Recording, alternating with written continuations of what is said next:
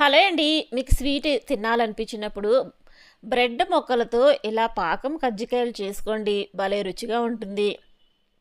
బయట క్రిస్పీగా, లోపల జ్యూసీగా, నోట్లో వేసుకుంటే కరిగిపోయేలా ఉంటుందన్నమాట. ఎలా తయారు చేసుకోవాలో చూద్దాం. బాదం పప్పు, జీడిపప్పు, పిస్తా పప్పు చిన్న ముక్కలుగా కట్ చేసుకుని ఒక పావు కప్పు వేసుకోండి.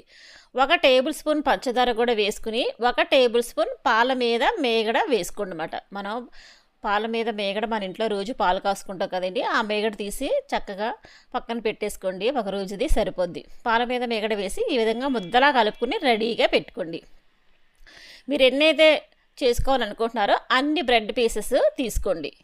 చూడండి, నేనైతే ఒక 5 చేద్దాం అనుకుంటున్నాను. 5 పీసెస్ తీసుకున్నాను.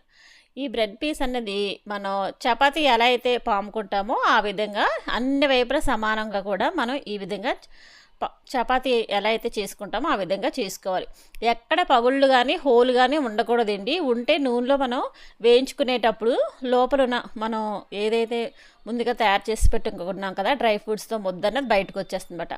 మంచి షేప్ కోసం ఏదైనా బాక్స్ తీసుకుని లేకపోతే గిన్నె తీసుకుని ఇలా కట్ చేసుకోండి. కట్ చేసుకున్న తర్వాత డ్రై ఫ్రూట్స్ మనం అలా ఆల్రెడీ ముద్దలా చేసుకున్నాం కదా అది కొద్దిగా వేసుకుని వాటర్తో చుట్టూరు కూడా కాస్త తడి చేసుకుని మనం కజ్జికాయలు ఏ విధంగా అయితే మనం మడత పెట్టుకుంటామో ఆ విధంగా చూడండి సీల్ చేసుకోవాలి. ఎక్కడా కూడా చూడండి గ్యాప్ అనేది ఉండకూడదు. అన్నీ కూడా చూసుకుంటూ చేసుకోవాలి. ఎందుకంటే నూనెలో వేయించుకునేటప్పుడు బయటకు వచ్చేస్తుంది కనుక. ఇలా అన్నీ చేసుకుని ఒక ప్లేట్లో పెట్టుకుని ఒక అరగంట పాటు బయట వదిలేయండి. డ్రైగా అవుతే నూనె అనేది ఎక్కువగా పీల్చుకోకుండా ఉంటుందన్నమాట.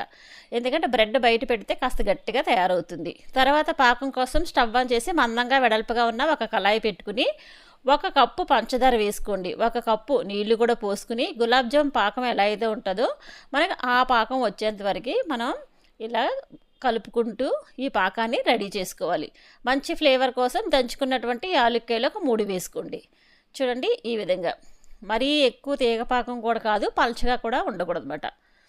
ఆ పాకాన్ని స్టవ్ ఆఫ్ చేసుకుని మూత పెట్టుకుని చల్లార పెట్టండి. కాసేపు గోరువెచ్చగా ఉంటే సరిపోతుంది. తర్వాత డీప్ ఫ్రైకి సరిపోయే ఆయిల్ వేసుకుని కళాయిలోని ఒక్కొక్కటిగా వేసుకుని వేయించుకోవాలి. చిన్న కళాయి కనుక ఒకటే వేసానండి. పెద్దదైతే 2-3 ఒకేసారి వేసి వేయించుకోవచ్చు. 2 వైపులా కూడా సమానంగా చక్కగా వేగేలా గోల్డెన్ బ్రౌన్ వచ్చేలాగా వేపుకోండి. వేయించేసుకున్న తర్వాత పాకం కూడా గోరువెచ్చగా ఉండాలండి. అప్పుడే వేసుకోండి. వేడి పాకంలో వేస్తే ముద్దలా అయిపోతాయి అన్నమాట. పాకం గోరువెచ్చగా ఉండేటప్పుడే చక్కగా ఆ పాకంలోని ఒక్కొక్కటిగా వేసేసుకుని ఒకవైపు మనకి పాకం పట్టాక రెండొక వైపు కూడా తిప్పుకోండి. చాలా బాగుంటుందండి. అప్పటికప్పుడు తయారు చేసుకోవచ్చు. పిల్లలు పెద్దలు అందరూ కూడా చాలా చాలా ఇష్టంగా తినేస్తారన్నమాట. ఇంట్లో ఉన్న ఐటమ్స్తోనే సింపుల్గా ఇలా తయారు చేసుకోవచ్చు. బయట క్రిస్పీగా, లోపల జ్యూసీగా చాలా చాలా బాగుంటుందన్నమాట. అలానే వీడియో నచ్చితే మా ఛానల్ లైక్ చేసి సబ్స్క్రైబ్ చేసుకోండి. ఇవి ఒక 2-3 డేస్ కూడా ఉంటాయండి. పాకం చక్కగా పట్టేసిన తర్వాత ఒక బాక్స్లో వేసుకుంటే మనకు 2-3 డేస్ కూడా బయట పెట్టినా కూడా అస్సలు పాడవదు. వీడియో నచ్చితే మన ఛానల్ లైక్ చేయండి.